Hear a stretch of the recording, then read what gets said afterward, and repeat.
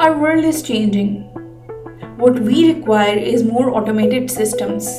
And yes, finance is also changing. Things are getting more simpler now. And what we require is to have more secure, simple, and smarter ways of finance. And it's actually happening these days. How? Let's have a look. Data is an important part in finance. अब इस तरह से softwares आ चुके हैं और इस तरह से ऐप्स आ चुकी हैं कि डेटा को मैनेज करना बहुत आसान हो गया है एंड एनालिसिस करना बहुत आसान हो गया है. Even if you want something in Excel sheets, you want to have diagrams, आप किसी भी फॉर्म में डेटा को देखना चाहते हैं या एनालाइज करना चाहते हैं, उसके लिए बहुत से सॉफ्टवेयर्स अवेलेबल हैं. Cash flows are now automated and have become more secure now. Cash inflows या कैश आउटफ्लोज, इन सबको मैनेज करना बहुत मुश्किल होता था. मैनुअली करना ये सब कुछ बहुत ही मुश्किल होता था. And thanks to the digital transformation it has become so easy. Automated systems are installed. Payment plans, चाहे आप अपने एम्प्लॉयज़ को पे कर रहे हैं या आउटवर्ड पेमेंट्स हैं, आप अपने सप्लायर्स को पे कर रहे हैं, उन पेमेंट प्लान्स को करना, मैनेज करना, प्लान करना एक बहुत मुश्किल टास्क था, जो कि अब एक डिजिटल एप्स की वजह से या डिजिटल सॉफ्टवेयर्स की वजह से बहुत आसान हो गया है. Mobile, as we have discussed, is an important part in our daily lifes. अब फाइनेंशियल इंफॉर्मेशन जो है वो मोबाइल्स के थ्रू भी शेयर की जा सकती है in a more secure way and smarter way as well. And mobiles can be carried anywhere and the data can be accessed anywhere.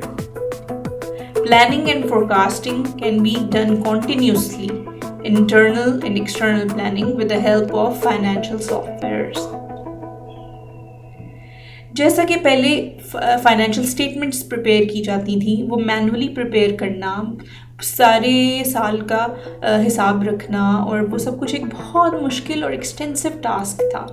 लेकिन अब ये सब कुछ बहुत आसान हो गया है. इवन अगर आप बैंक्स में देखें, लेजर्स को क्लोज करना at the day and cash को मैनेज करना, ये सब कुछ बहुत मुश्किल था.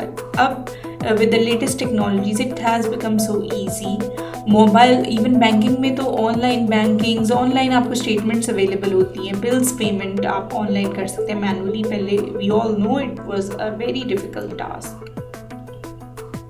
सो everything is just one click away now with the help of digital technology. अगर हम मैन्युफैक्चरिंग एंड ऑपरेशंस की बात करें, I will give you a real life example. हमारे रिसेंटली मसूद टेक्सटाइल मिल्स हैं फैसलाबाद में, वहाँ जाने का इत्तेफाक हुआ. वहाँ हमने सारा प्रोसेस देखा कि कैसे कॉटन को कलेक्ट करने के बाद उसको कैसे प्रोसेस किया जाता है, उसको कैसे मशीन्स के थ्रू डिफरेंट फॉर्म्स दी जाती हैं. मगर एक इम्पॉर्टेंट प्रॉब्लम जो है, क्योंकि इतनी बड़ी मैन्युफैक्चरिंग यूनिट है, इतना बड़ा, और इतने ज़्यादा एम्प्लॉयज़ जो हैं काम कर रहे हैं, एम्प्लॉयज़ भी एक एक प्रोडक्ट के ऊपर काम करते हैं और मशीन्स भी इतनी ज़्यादा तादाद में इंस्टॉल्ड हैं. फॉर एग्ज़ाम्पल, अगर किसी प्रोडक्ट में या किसी शर्ट में कोई फॉल्ट आ गया, उसको कैसे ट्रेस किया जाएगा?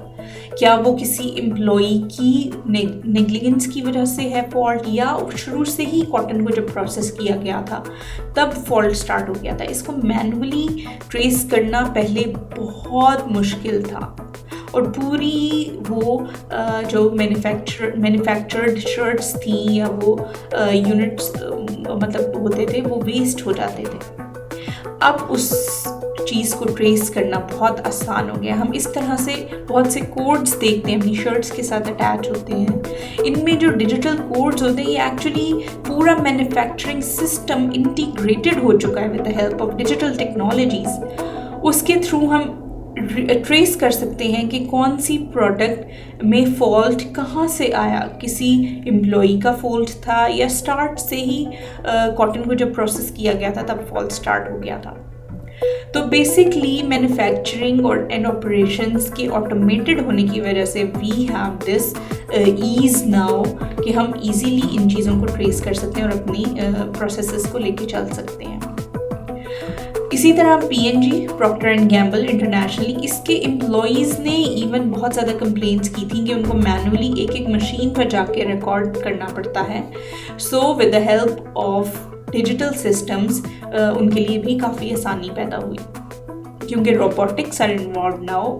काफ़ी काम तो अब इंटरनेशनली तो बहुत ज़्यादा हमारे पास रोबोटिक्स के इन्वॉल्वमेंट की वजह से मैन्युफैक्चरिंग प्रोसेस जो है वो चलता है।